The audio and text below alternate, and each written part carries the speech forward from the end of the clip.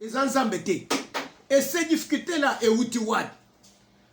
Soki euti na pasi na yo te, soki euti na péché na yo te, na masumu na yo te, eza na bisike euti. Eza na bisike zo uta. C'est pourquoi nous devons lire la parole de Dieu. Yangone tozo kende. Parce que tozo la délivrance par la prière. Tozo kende baso tangi la biso Tobie chapitre 3 à partir à 7e verset je crois. À partir à 7e verset baso tangi la biso. Les mêmes jours, il advint que Sarah, fils de Raguel, habitant de Bathan en Médie, entendit aussi les insultes d'une servante de son père. Abete mukolo moko wana il arriva que Sarah ayoki mwana musala azo fingaye. Il faut savoir qu'elle avait été donnée 7 fois en mariage. Foye bate akwenda ki libala mbala sambo. Et Casmodée, le pire des démons, avait tué ses maris. Abete démon Asmodé abomaki mibali wana. L'un après l'autre. Kaka ndenge bazali kolanda la zoboma bango. Avant qu'ils se soient unis à elle comme de bons époux. Avant bakutana basangisa nzoto ye a esprit moli mwana asabomaki. Et la servante de dire Amen. Amen. Okoko suka wana. N'est-ce que nous allons parler de quoi? Tozo le bela Bible les dans Luc chapitre 13 verset 10. Que c'est Dieu quand il est Jésus tango à côté de la synagogue. Il a commencé à prêcher. Tango azoteya a couti une femme. La femme était possédée d'un démon. Un démon et un esprit impur qui la rendait infirme.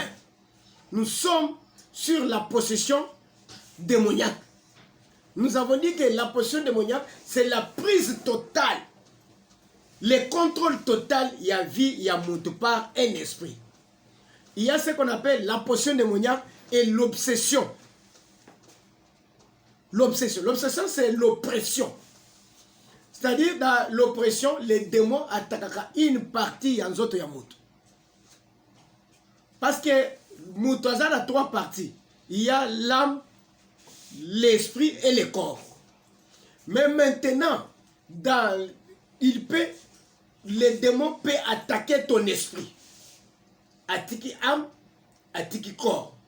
Tu vois quelqu'un qui est en bonne santé, quelqu'un qui fait l'œuvre de Dieu, mais son esprit est attaqué. On va comprendre. Ça, c'est ce qu'on appelle, il est oppressé. Et cette oppression-là, est où tu as sauté au fond des portes. Quand quelqu'un a ouvert une porte dans son esprit, et le démon peut attaquer son esprit. On verra comment on peut attaquer l'esprit. Et l'esprit attaqué les andingeni. Alors, il y a aussi, tu peux avoir ouvert une porte, soit tu as impudicité moko, alors le démon entre, il attaque une partie de ton corps. C'est ce qu'on appelle l'homme est oppressé. Mais la possession, c'est-à-dire les démons azozwa, contrôle total, il y a 3 parties en zoto yamoto. Il prend le contrôle de l'esprit, de l'âme et du corps. Du corps. Au côté, Moutouana, santé ya malonga, ezate, misala et kangami, esprit naye, bloqué, il n'est pas avec vous, son esprit est resté soit na bandundu, ya zaliawa, alala kamilo taka bandundu, na mnoko na ezali ke tango na kokende kaka bandundu, tango na kende wana, azo kende ko rejoindre bisika esprit na kangama. Et l'âme est affectée, c'est-à-dire beaucoup de kindoki, ezati na katamakila, c'est-à-dire l'âme est affectée. Et on a tout bloqué dans la vie à Moutouane. C'est ça ce qu'on appelle la possession. Et cette femme ici, c'était un esprit qu'il avait possédé. Il avait pris le contrôle de son corps. A déformé vie na ye mobimba. C'est qu'on dit que quel est l'esprit qui a déformé ta vie? misala na yo ezalaki bien, misala na yo ezalaki kotambola, mbongo ezalaki komona na maboko. Mais aujourd'hui quand nous parlons, tu es déformé, tout est déformé. Bible dit il y avait un esprit qui la rendait infirme. Quel est l'esprit qui te rend malade? Tu as un esprit qui te rend malade. Nous devons chasser ces démons-là. Nous devons chasser cet esprit-là. Malade yozobela. Eza lelo mo matanement, lobi malade, lelo malade, lobi malade.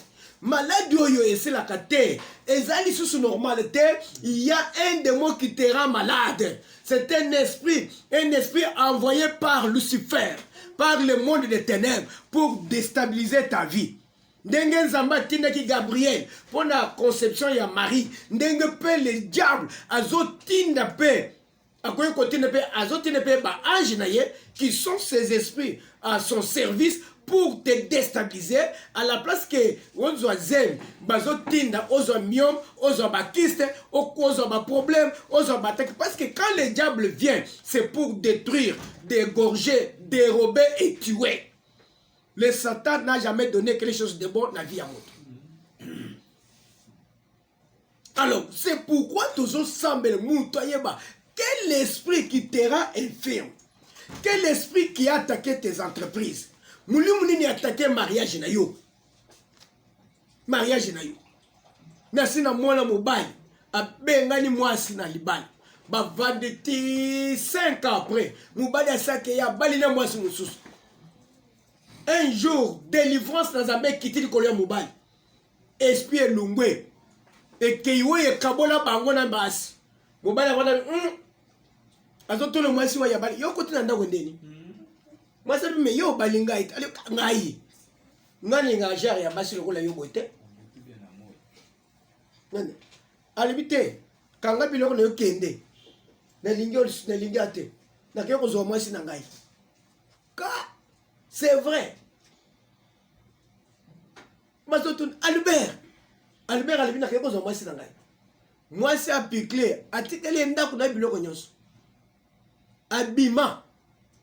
Mwasi oya bengani ça fait 5 ans. Avant di boye, amona libera kote. Mwasi atali, Albert. Oyo kusenina. Albert, yo za la roi. Uluka kana libale boy. Ali bien naluko yo betangai. O ridiculiser ngai. O bengana ngai. Ngai nakoyamba yote. Albert wala mingate. Ngai nakolala. Ko vanda. Bato bengi bato. Bato baye. Albert te. Ngai na comprendre te. Ngai na zongela mwasi na ngai. Balo bati balemba. Tina ndenga zongela mwasi na yi. Lelo ba fande bazakimia. Ils ont de l'argent, ils ont des moyens. Pour dire quoi? Il y avait un esprit de divorce.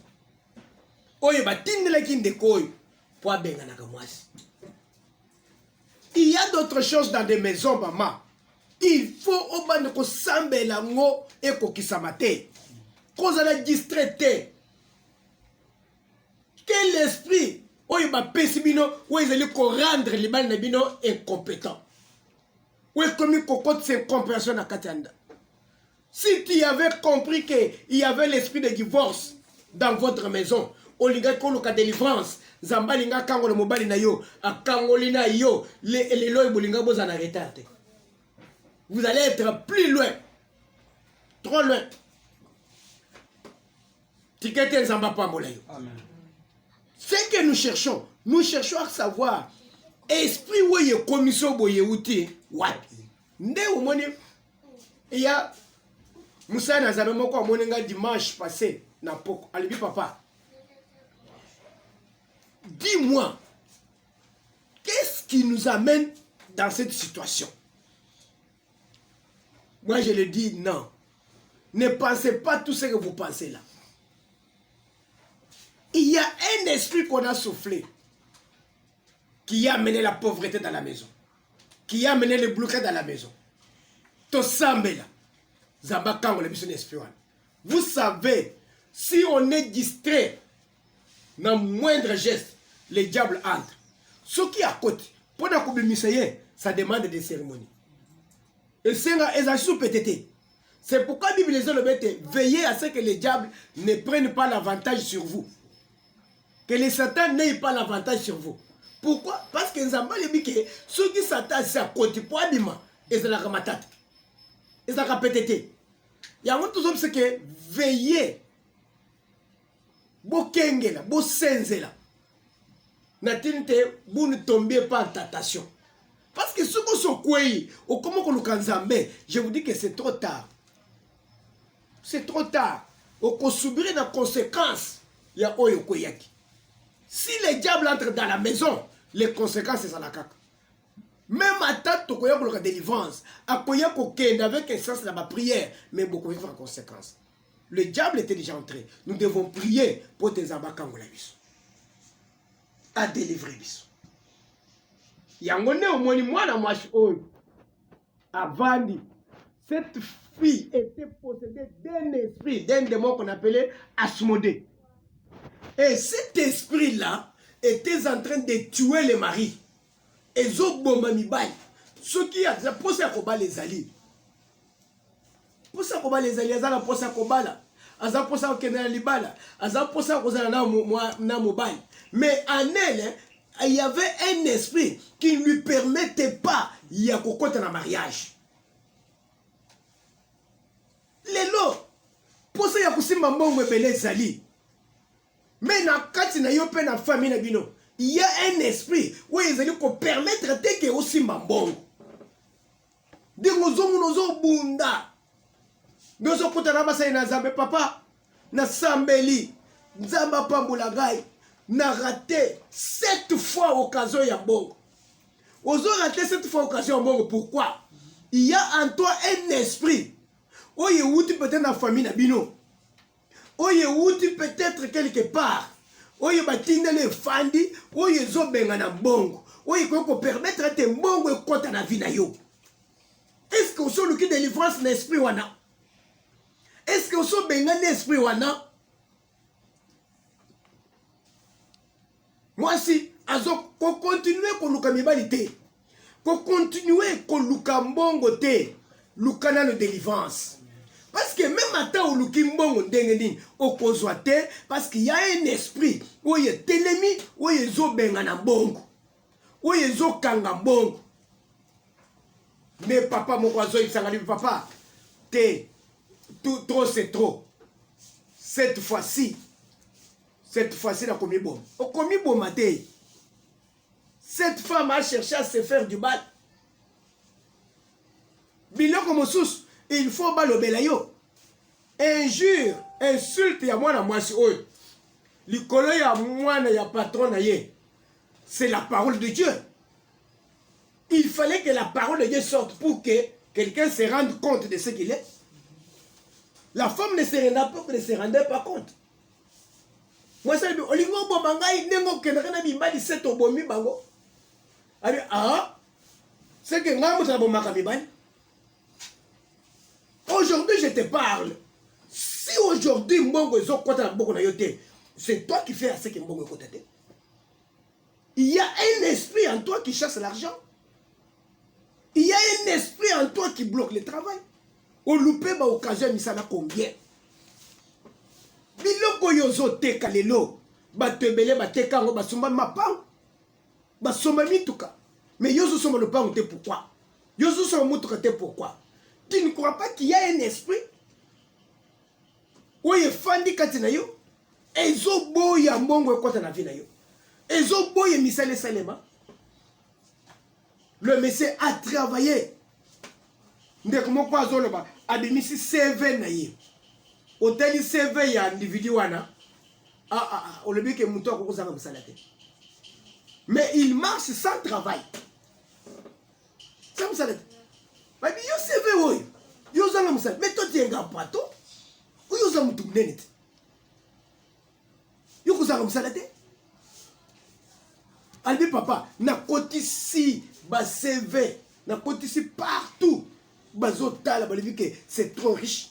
Mais on ne m'a pas, je n'ai pas eu le travail. Tant tozo ya ko sambela. Moi si na ye. Yo ka de moi zolo ba na kati ya moi. Bango bakoza musala te. ngai nakangi musala na ye ya mobali na ye na mbongo tina ndenge mobali na ye akoya na ndako na ngai akofukama akozwa bukoko na biso ngai nazaka na bukoko na biso natanga kombo na ye te yende moto akotikala chef ya bukoko wana mais lokola aboyi koya kozwa lokola aboyi koya kozwa bukoko oyo alingi kolanda makambo ya bapaster nakangi nazoboya akosala mosala te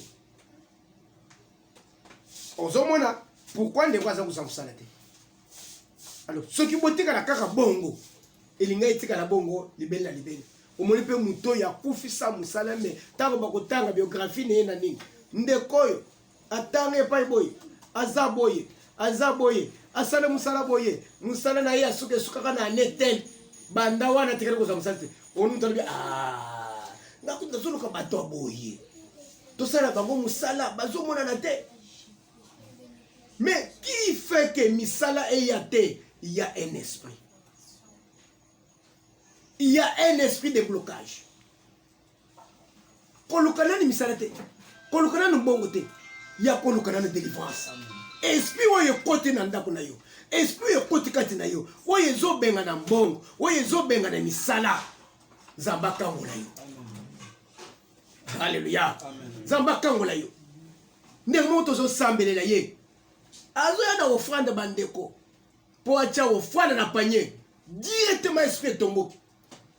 Et m'a dit jamais abwena tia na offrande. Aka. Tokangiye na loboku pensa offrande. Tozo boto offrande makasi. Akopesa te. Akopesa te. Ndenga zawana. Ngai na za esprit ya blocage na vie na ye. Na vie na ye.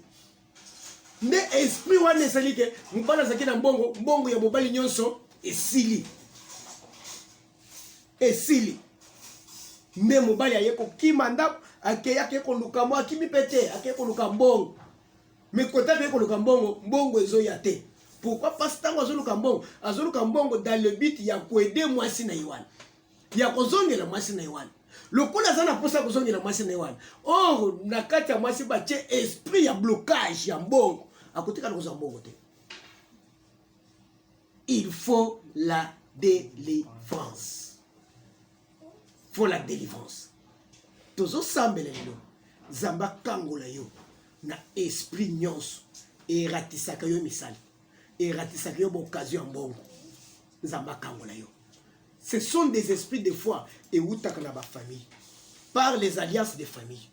On verra ça le mardi. Ngai na yeto komona ngo mardi. Esprit ne koza li wuti wapi. Oyo salaka ke yo simbaka mbongo te. Ekate mwasi oyo azaki na démon oyo azaki koboma mibali. Azana posa akota libali azo mobali. Mais mobali azo posa na pemena. Tout mobali a miki ko posa na. Directement espoir ne zo mazo frapper.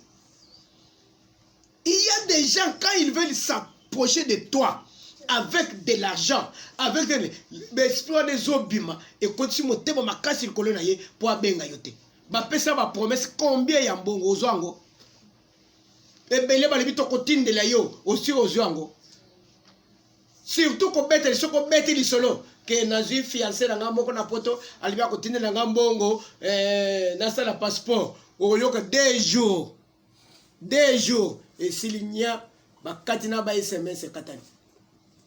Toi tu crois que bali mabe aza aventurier te bibali baza ba aventurier te esprit posséder yon des aventuriers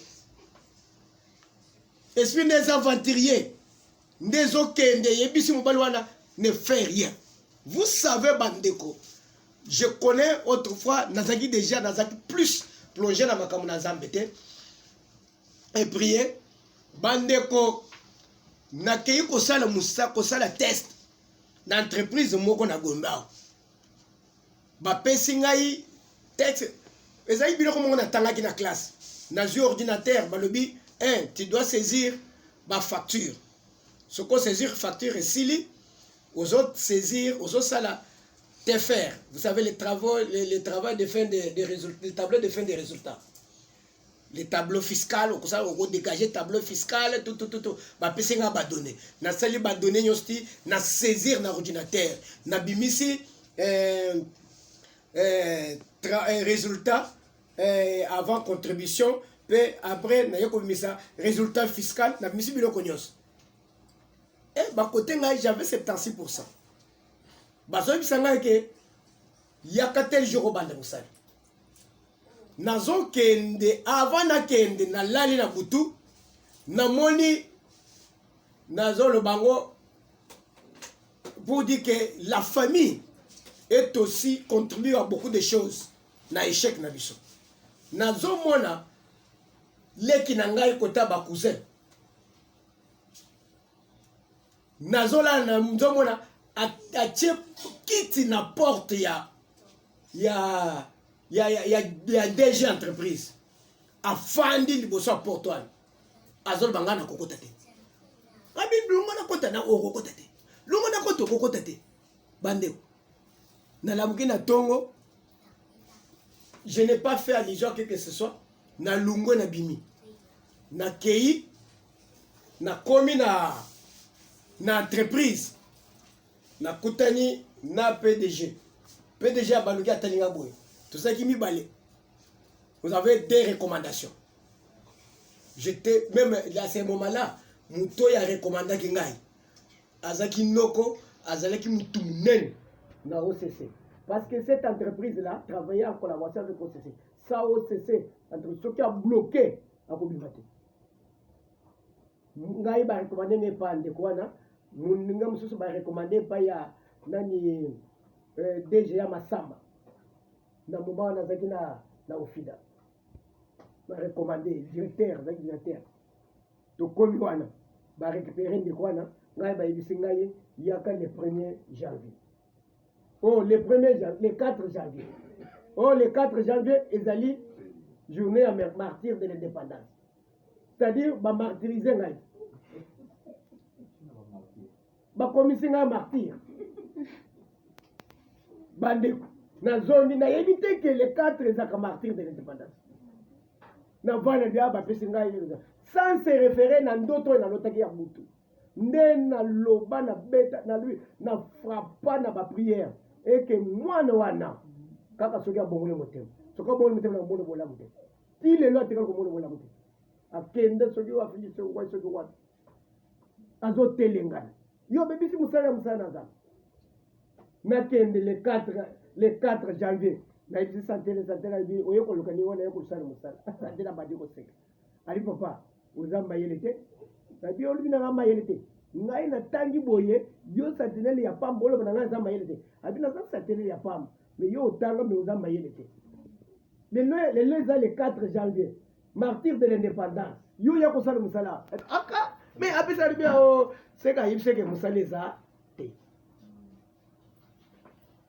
les 5 na yeko kende mais na ye lokolo na zika se trompa kalbina le baki les 4 lokolo les 4 te musaleza te pour dire quoi abengana kingai ye mtu abengani ngate mwana mwasi wana nde akendaki ko influencer ke azonga na musala te et partir dans le démon humain azakana kindoki ya kusakana te takindoki kusakana te lelo na mona komo katelengana na libala zate mama na ibi mobali akobala yo akukufa zabe pa zoki misi mobali pembeni na ye ndio mona ka basi musuba bana kate bolandela bango bazana kindo zamba boya pese mobali ya bien po ko yokuboma ye ya kolia ye ndio mwana wasali papa sambela ngai nazo bana te na kutune eloko aliboso zamu dokite landela na bandoto na bien opumwa ka wapi. Alors, pour dire quoi? Un esprit est arrivé. Bakangi Moussala. N'a le dit jamais. N'a colocation Moussala te. N'a le canal de délivrance. Le canal de délivrance. Cet esprit, voyez, kanga finance na yo. Voyez, kanga Moussala na yo. Voyez, kanga ba opportunité. Toko sambela. Semaine oy. Toko sambela zamba kango na biso. Na esprit oye ratisa biso ba opportunité. Orata ba opportunité combien? Akanga ba esprit ya batu combien? Sozana mobali, ndeko moko sote mobali alibi ah vraiment ndenge na balaka yo te na kamwaka. Yo zapenza mwasi na ngai. Ngalinga, mais ya ko bala ngai. Abina ko ya. Abaluka ke akelibe. Ti soki amoni après 5 mois 6 mois ah mwasi na ngai yo. Ngaza tu ne sais pas où il y a le délivrance. Au fond, il y a Azab aventurier. Esprit Zakatene des aventuriers. Des osalob aventure. Esprit des osalob aventure. Esprit des okanga bomonayo. Esprit des o bloqué vinayo. Aventure belez o salem. Ezo utawapi. Vous devez chercher. Vous devez prier que Dieu s'impose. Na kata vinayo. Et te makamunyo soye kangama. Kamunyo se kangama. Cette femme avait un esprit qui tue les maris. Toi aussi tu as un esprit qui tue les opportunités. Ba opportunité na yo nyonso. Eza ya kukufa.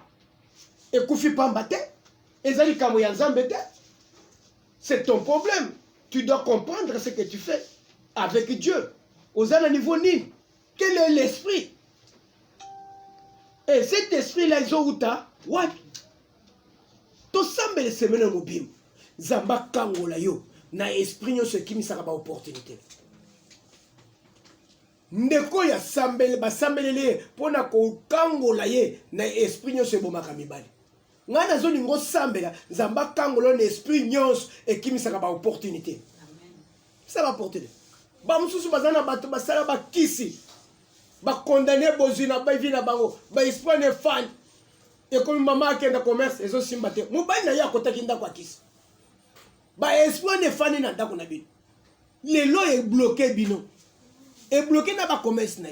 Toi tu crois que mobali na sali kisi abendi ba démon na nini même ata kisi wana se comme na suka et sili délai sili yo kanisi délai ya milima be silaka milima be continuer coopérer yo kanisi ke okenda commerce ko zo eloko bakubandaka kubendanga ukubanda kulupe ba opportunité. Amen. Amen. Kola pambola yo kitisa mutuna yo tozali kokuma